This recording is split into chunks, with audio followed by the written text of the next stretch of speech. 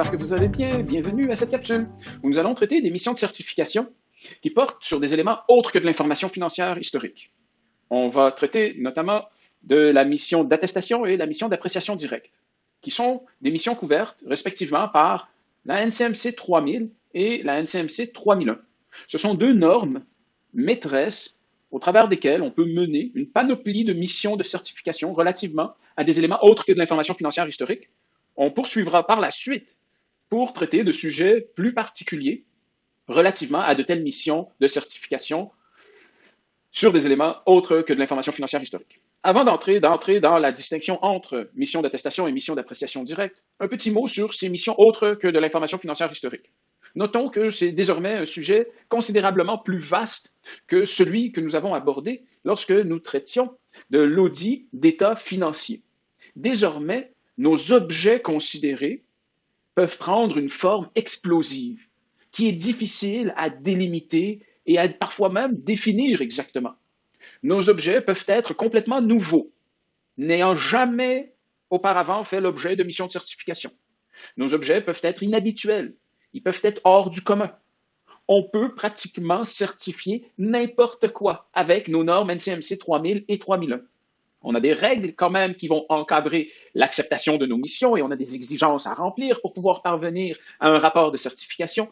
Mais le caractère explosif des objets, c'est une particularité qui engendre certaines complexités. Nous allons voir que dans le cadre des missions de certification portant sur des éléments autres que de l'information financière, le processus usuel de la certification, soit celui allant de l'acceptation de la mission, de l'évaluation des risques, des réponses à ces risques pour finalement conclure et fournir un rapport, ce processus va toujours être présent. Les particularités vont venir se pointer toutefois dès le début des missions, lorsque va venir le temps de délimiter cet objet. Lorsqu'on traitait de l'information financière historique, l'objet était assez commun et pour des futurs professionnels de la comptabilité et de la certification, il n'y avait pas vraiment de secret ou de surprise. C'était notre information financière historique mise sous la forme d'états financiers qui constituaient les objets les plus courants de nos missions de certification. Eh bien, désormais, on sort de ce cadre et on vient spécifiquement indiquer aux professionnels en exercice que ces objets, ça va être des éléments autres que de telles informations financières historiques. Et donc ça vient un peu créer des défis lorsqu'on se retrouve face à des situations nouvelles. On va tenter de ramener ça à nos bases habituelles, comment on accepte, comment on évalue nos risques, comment on planifie notre mission et ainsi de suite. Mais néanmoins, ça peut être un élément de surprise, faire face à de nouveaux objets de certification. Par ailleurs, lorsqu'on traite de notre information financière historique mise sous la forme d'état financier, nous avons nos référentiels de la comptabilité, nos IFRS, nos NCECF, qui nous guident à savoir comment l'information devrait être présentée, comment elle devrait faire l'objet de certaines caractéristiques, notamment en matière de neutralité, de fiabilité et ainsi de suite. Eh bien, lorsqu'on arrive avec des objets différents, les critères seront également différents. Nous n'aurons plus ces référentiels de base que nous avons étudiés pendant des mois et des années auparavant. Nous avons le défi de se mettre face à de nouveaux objets et même à être en mesure de réagir quant à la détermination de critères qui seraient adéquats au regard de la mission qui nous serait soumise. Ce sont deux grandes particularités des missions de certification portant sur des éléments autres que de l'information financière historique. Nous allons ensemble regarder des exemples d'objets et de critères. Avant d'aller plus loin, notons que ces missions de certification sur des éléments autres que de l'information financière historique nous amènent à faire le saut. On sort de nos NCA qui étaient prévus pour les missions d'audit d'état financier. On arrive maintenant dans ce pan de notre tableau synoptique du manuel de certification de CPA Canada, où on prévoit spécifiquement les missions de certification sur des éléments autres que de l'information financière historique. On nous parle de pouvoir réaliser des missions d'assurance raisonnable ainsi que des missions d'assurance limitée. On évoque l'importance des NCMC 3000 et 3001 comme étant les normes maîtresses en matière de certification d'éléments autres que de l'information financière historique. Un petit mot pour vous dire que, en vertu de 3000 et 3001, on peut réaliser une panoplie de missions de certification. Toutefois, dans certaines circonstances précises, ces missions de certification seraient possiblement couvertes par des normes plus spécifiques. Dans ces cas, on aurait à appliquer conjointement la NCMC 3000 ou 3001, selon le cas, ainsi que ces autres normes particulières qui seraient applicables au contexte de notre mission. On va explorer plus en détail les encadrés du bas qui sont présentés dans l'encadré rouge de cette diapo un peu plus tard. Pour le moment, on va s'intéresser à distinguer la NCMC 3000 et la NCMC 3001, notamment en matière de terminologie.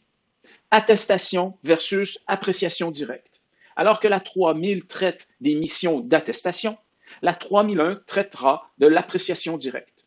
Lorsqu'on est en contexte d'audit d'informations financières historiques, mis sous la forme d'un état financier, nous sommes usuellement dans un contexte d'une mission d'attestation. La direction de l'entreprise nous soumet des états financiers et elle nous invite à les attester. Et donc, avec ça à l'esprit, on va introduire ces deux types de missions en essayant de pointer du doigt des différences qui en relèvent, mais également en tentant d'introduire le sujet général de la certification d'éléments autres que de l'information financière historique. On se retrouve avec nos fameux objets. Cet objet devient le cœur de notre mission. En information financière historique, cet objet était l'état financier. Désormais, ça peut être un tas d'autres éléments. Ça peut être une question de la performance énergétique, la performance au chapitre du développement durable, la performance en matière environnementale, la performance au chapitre de l'équité, de la diversité et de l'inclusion, la conformité à des textes de loi ou à des contrats. Ça peut être une panoplie d'objets nouveaux, inhabituels, hors du commun. On se retrouve par ailleurs avec un ensemble de critères. Des critères qui auraient pu provenir d'un texte de loi, qui auraient pu provenir d'une étude scientifique ou carrément qui auraient été déterminés par l'organisation qui souhaite mandater un professionnel en exercice pour réaliser une telle mission. Ça aurait pu être développé pour les fins strictes de la mission de certification qui est en cours. Ces critères deviennent particulièrement importants et permettent de procéder à une mesure, à une évaluation, à l'issue de laquelle une information aurait été produite quant à l'objet considéré.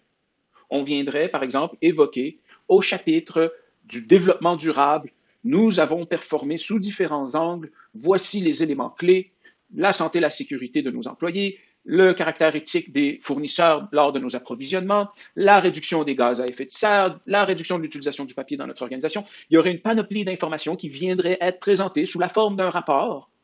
Et ce rapport viendrait, à l'issue d'une entente contractuelle, être attesté par un professionnel en exercice.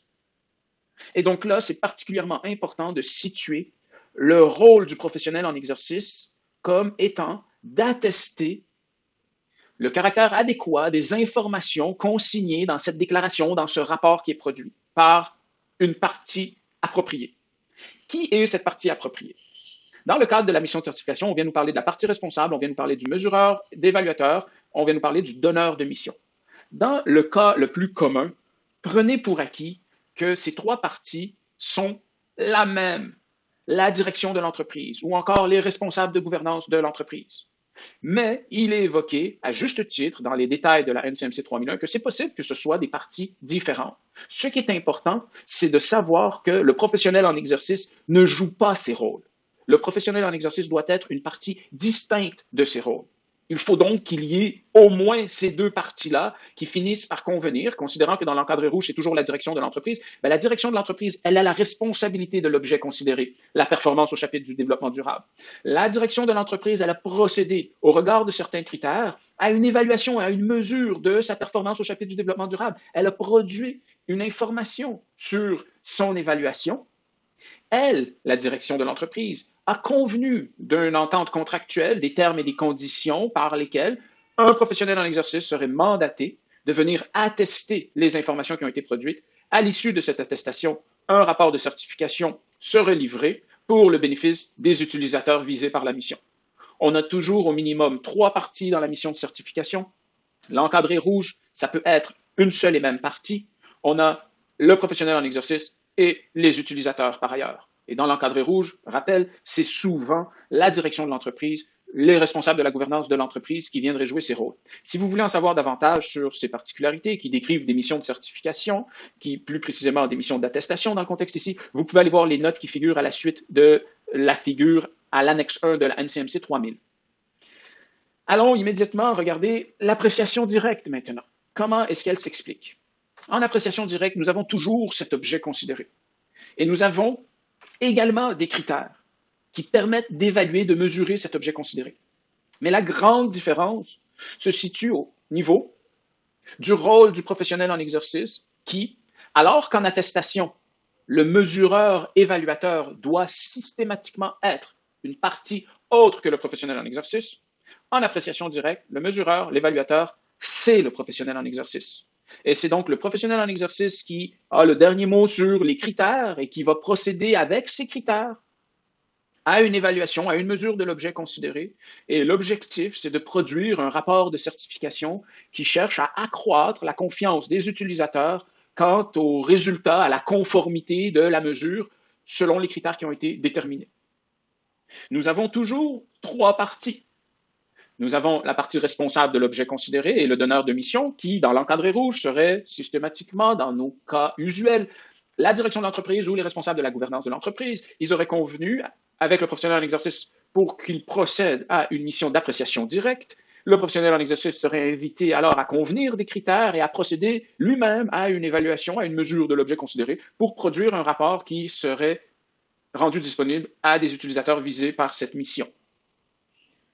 Donc, on voit la différence la plus significative au chapitre de qui est l'évaluateur, qui est le mesureur. En appréciation directe, c'est le professionnel en exercice. Quelques petits commentaires pour synthétiser ce que l'on vient de voir ensemble. La mission d'attestation, elle cherche à accroître le niveau de confiance des utilisateurs à l'égard de l'information sur l'objet considéré. Et on se rappelle, l'objet considéré, c'est un rapport, l'information sur l'objet considéré, c'est un rapport, c'est une déclaration qui est soumise par la direction de l'entreprise et le professionnel en exercice va venir attester cette déclaration pour offrir un confort aux utilisateurs. Alors que dans la mission d'appréciation directe, on cherche à accroître le niveau de confiance des utilisateurs visés à l'égard du résultat de la mesure ou de l'évaluation d'un objet considéré au regard de critères. Et donc, on vient établir par les critères les seuils de conformité recherchés et on viendrait alors s'exprimer sur le caractère conforme de notre mesure quant aux critères que nous aurons convenus pour notre mission d'appréciation directe. On vient donner directement l'assurance sur la mesure et l'évaluation de l'objet considéré. Alors que dans l'attestation, on vient offrir une assurance sur une information qui a été produite, une déclaration qui est faite à l'issue de la mesure ou de l'évaluation de l'objet considéré qui aurait été menée par la direction de l'entreprise souvent. L'information sur l'objet considéré, ça peut prendre la forme d'une déclaration ou d'un rapport, alors que l'information sur l'objet considéré dans le cadre d'une mission d'appréciation directe, il n'y en a pas. Il n'y a aucune déclaration, aucune information qui est produite par la partie responsable. L'information sur l'objet considéré, ça va à toute fin pratique être le rapport du professionnel en exercice. Le mesureur, l'évaluateur, tel que déjà mentionné à quelques occasions, ça sera une partie autre que le professionnel en exercice dans une mission d'attestation, alors que pour une mission d'appréciation directe, ce sera le professionnel en exercice. Et finalement, les critères. Dans tous les cas, les critères doivent être convenus. Et ce doit être une étape préliminaire, une étape au niveau de l'acceptation importante à être discutée avec le donneur de mission. Même si, dans une mission d'appréciation directe, c'est le professionnel en exercice qui va les déterminer et qui va les appliquer pour procéder à sa mesure et à son évaluation, ça n'empêche pas que c'est hyper important que le professionnel en exercice, il ait amené le donneur de mission et même les utilisateurs éventuels à reconnaître le caractère valable des critères qui ont été retenus. Sans quoi, la qualité de la mission pourrait être remise en cause et l'utilité de cette mission. Donc, les critères, c'est un élément important dans tous les cas, même si c'est le professionnel en exercice qui habituellement les sélectionne et les applique en appréciation directe, il va quand même convenir de leur caractère adéquat, alors qu'en mission d'attestation, le professionnel en exercice va vouloir s'assurer que les critères utilisés par la direction, par la partie responsable, par l'évaluateur, le mesureur, sont adéquats également. Donc, ça va toujours être un objet de discussion important. On se rappelle alors qu'on a ces grandes particularités, des objets nouveaux et des critères spéciaux à mettre en application dans ces missions de certification. Et dans cette capsule, en plus de ces éléments particuliers des missions de certification sur des éléments autres que de l'information financière, nous avons porté un regard sur la distinction entre les missions d'attestation et les missions d'appréciation directe. On poursuit notre discussion très bientôt. Bonne continuation. Au revoir.